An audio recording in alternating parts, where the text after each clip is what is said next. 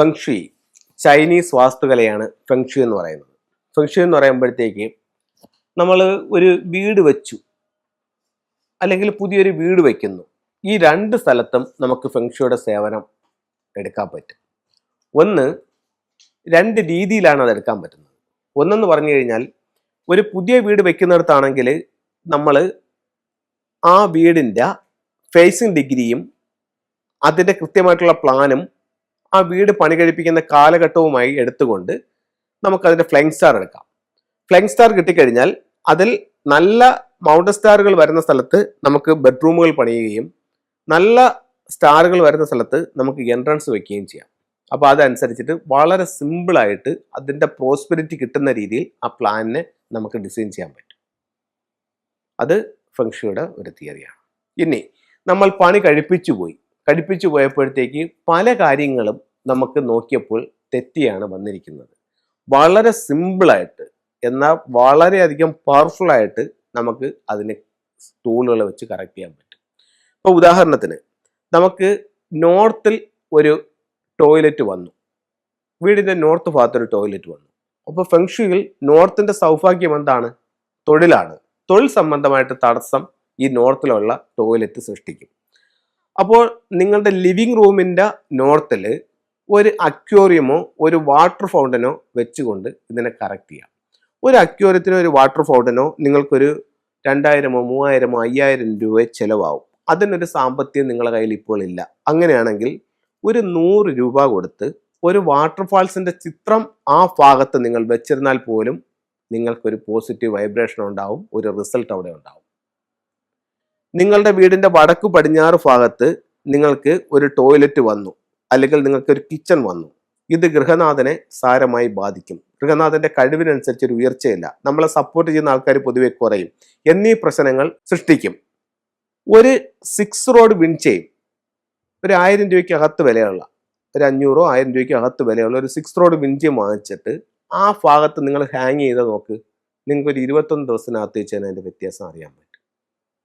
നിങ്ങൾക്ക് സാമ്പത്തിക അഭിവൃദ്ധിക്ക് വേണ്ടിയിട്ട് നിങ്ങളുടെ സ്വീകരണ മുറിയുടെ സൗത്ത് ഈസ്റ്റ് ഭാഗത്ത് ഒരു വെൽത്ത് സിമ്പിൾസ് വെക്കൂ, ഒരു വെൽത്ത് ഷിപ്പിൻ്റെയോ ഒരു 88ൻ്റെയോ ഇത് വെക്കൂ.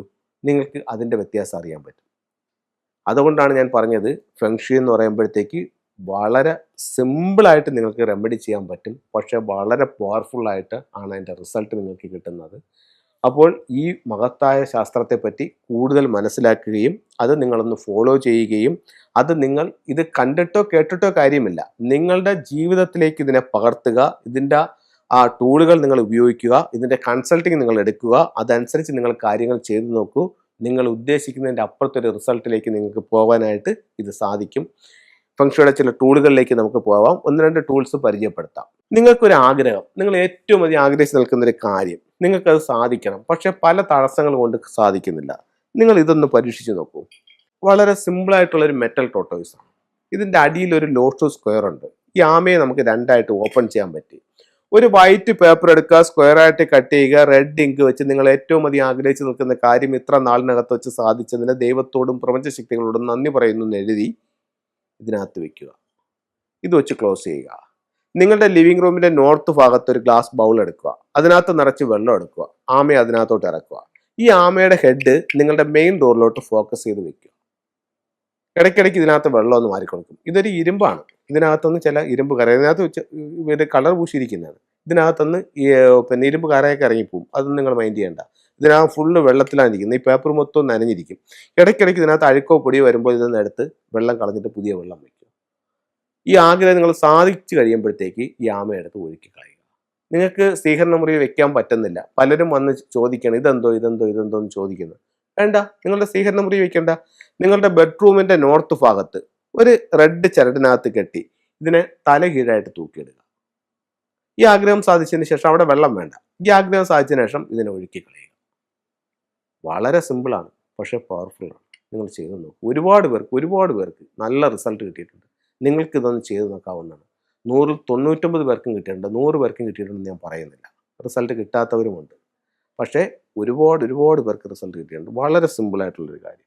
ആമമോതിരം വളരെയധികം പ്രചാരത്തിൽ വന്നുകൊണ്ടിരിക്കുന്നു. ഒരുപാട് ഇപ്പം ആര് നോക്കിയാലും ഒരു ഭൂരിഭാഗം സ്ത്രീയുടെയും പുരുഷൻ്റെയും കയ്യിൽ ഇപ്പോൾ ആമമോതിരമുണ്ട്. ഫെങ്ഷുയിൽ ഇതെങ്ങനെ ഉപയോഗിക്കുന്നു പറഞ്ഞു കഴിഞ്ഞാൽ, ആമ തൊഴിലിനെയും ദീർഘായുസിനെയും പ്രതിനിധീകരിക്കുന്നു. ഇത് നമ്മുടെ ശരീരത്തിൽ ധരിക്കുമ്പോൾ ആ ഒരു റിസൾട്ട് നമുക്ക് വരുന്നു, സാമ്പത്തിക അഭിവൃദ്ധി ഉണ്ടാകുന്നു. ഇത് ഇടത് കൈയിൽ സ്ത്രീകൾക്കും വലത് കൈയിൽ പുരുഷന്മാർക്കും ഉപയോഗിക്കാവുന്നതാണ്.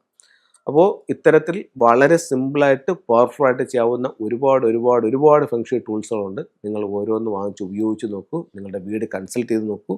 എല്ലാവർക്കും എല്ലാ ഐശ്വര്യങ്ങളും ഉണ്ടാവട്ടെ എന്ന് പ്രാർത്ഥിച്ചുകൊണ്ട് നിർത്തുന്നു.